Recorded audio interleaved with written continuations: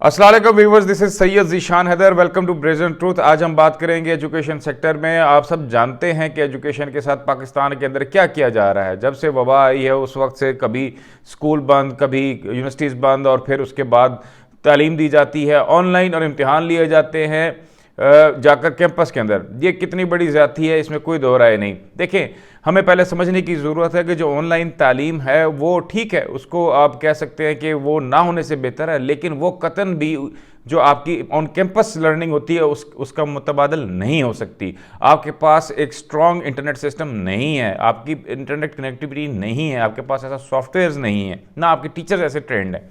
इस सारे सूरत हाल के अंदर 1.5 साल के अंदर ये समझ लेना कि हमारा ऑनलाइन सिस्टम जो है वो कि इंटरनेशनल स्टैंडर्ड्स के बराबर हो गया है, ये दीवाने के ख्वाब से ज़्यादा कुछ नहीं है।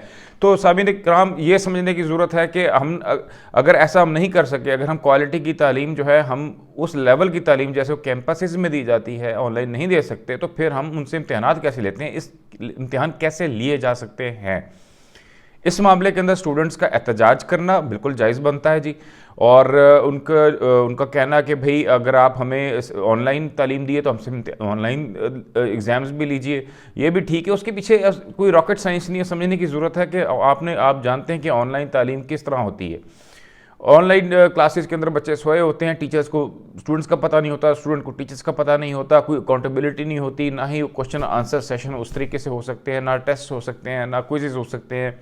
और तो जब इस तरह की चीज़ें नहीं हो सकती, बच्चे अपने बिस्तरों के अंदर लेट कर पढ़ रहे होते हैं, तो फिर वो उनसे कैसे उम्मीद की जा सकती है कि वो आपके जो है ऑन कैंपस आकर इम्तिहान दे। ज़्यादती है जी। हैविंग सेड दैट, करना क्या चाहिए था वबा के दिनों के अंदर भी? अगर आप ऑनलाइन तालीम दे रहे थे, उसके बाद आपने जो फ्रंट लाइन हेल्थ वर्कर्स, दुनिया भर के अंदर माना जाता है कि एजुकेशन की सेक्टर कितना अहम है। अगर आप बरतानवी मीडिया को फॉलो करें तो आपको मालूम होगा कि वहाँ पर जो एजुकेशन सेक्टर प्राइम इंपॉर्टेंस थी उस हुकूमत की। दुनिया भर में ऐसे होता है। तो आपको चाहिए ये था कि जैसे आपने फ्रंट लाइन हेल्थ वर्कर्स को वैक्सीनेशन शुरू की, उसके साथ ही आपको जो है आपके उस्तादा को वैक्सीनेशन शुरू कर देनी चाहिए थी, और फिर स्कूल कॉलेजेस खोल देने चाहिए थे, और उनको ऑन कैंपस तालीम दे देनी चाहिए थी। क्योंकि इस वबा का आप जानते हैं, जिनको नहीं मालूम, कि जो यूथ है उसके अंदर इसका नुकसान नहायत ना होने के बराबर है। तो चलें, मान लिया कि अगर वो नुकसान नहीं होता, लेकिन वो कैरियर तो हो सकते हैं जिसकी वजह से उनके पेरेंट्स को नुकसान हो सकता है। लेकिन आप जानते हैं कि पाकिस्तान के अंदर दुकानें खुली हुई थी, मार्केट्स खुली हुई थी।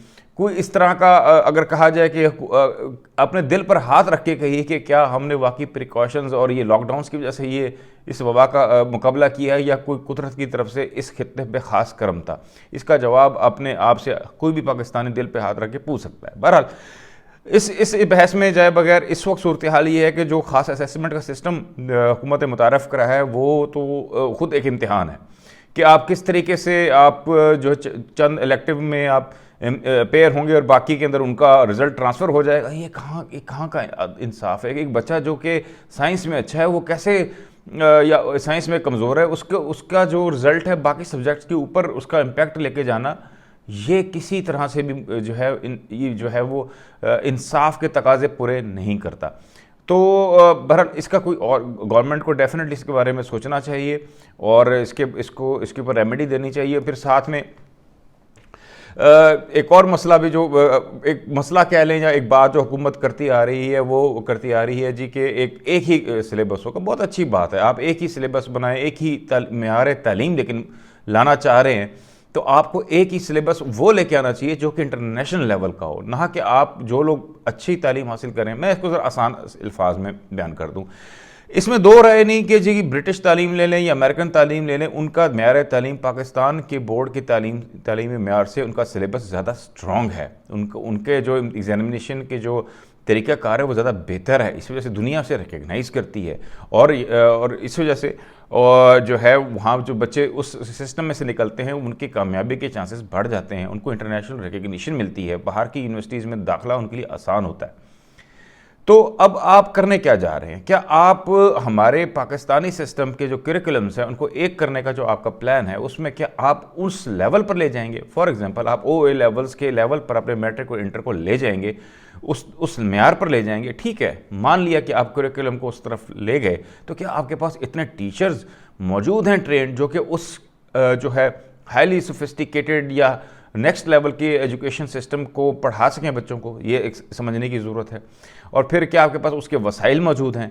تو کیا اور پھر وہ بچے جو کہ خود سے جو پیرنٹس جو ہیں اپنی جمع پونجی کی لگا کر ایک فورن ایگزامز یا فورن بورڈز کے تھرو بچوں کو تعلیم دلوانا چاہتے ہیں، تو ان پر قدغن لگا دینا کہ آپ وہ نہیں کر سکتے، کیا زیادتی نہیں؟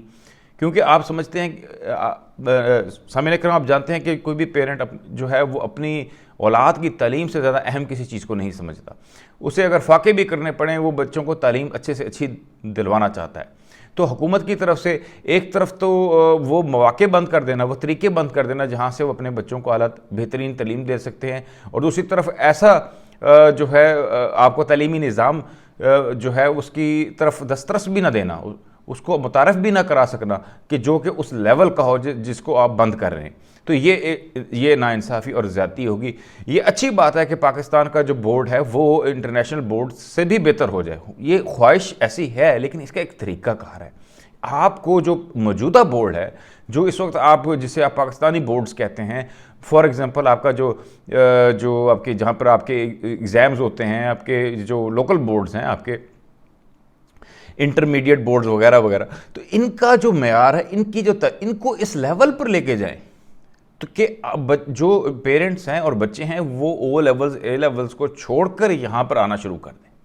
پھر تو آپ اس چیز کے لیے حق بجانب ہیں کہ آپ ایک کریکولم لے آئیں، لیکن یہ کام کر دینا کہ آپ نے وہ والی تعلیم بھی بند کر دینی ہے، وہ میڈیم کو بھی کلوز کر دینا ہے، اور اس کو بھی آپ نے اپ گریڈ پہلے نہیں کرنا اور بعد میں کرنا، یہ جو ہے ناقابل تلافی نقصان ہمارے پہلے ہی جو ہے کمزور تعلیمی نظام پر ایک اور کاری ضرب ثابت ہوگا، اور ایسا کرنے سے اجتناب کرنا چاہیے۔ اور بہرحال سامعین اکرام، آج کا مقصد یہی تھا کہ تعلیم کے ساتھ جو زیادتیاں ہو رہی ہیں، جو ظلم ہو رہے ہیں، اور جو بچوں کے ساتھ ناانصافی ہو رہی ہے، ایجوکیشن سیکٹر کے ساتھ کس طریقے سے جو ہے وہ برتاؤ کیا جا رہا ہے حکومت کی طرف سے، اس کو ہائی لائٹ کرنا کہ یہ واقعی درست نہیں تھا کہ اگر آپ آن لائن پہ جو ہے تعلیم دے رہے ہیں، جو کہ نان سیریس ایٹیٹیوڈ رہا ہے، معذرت کے ساتھ بہت سارے اساتذہ کا بھی اور ٹیچر بچوں کا تو تھا ہی، اور اس کے بعد پھر وہ آن کیمپس یہ مناسب نہیں تھا۔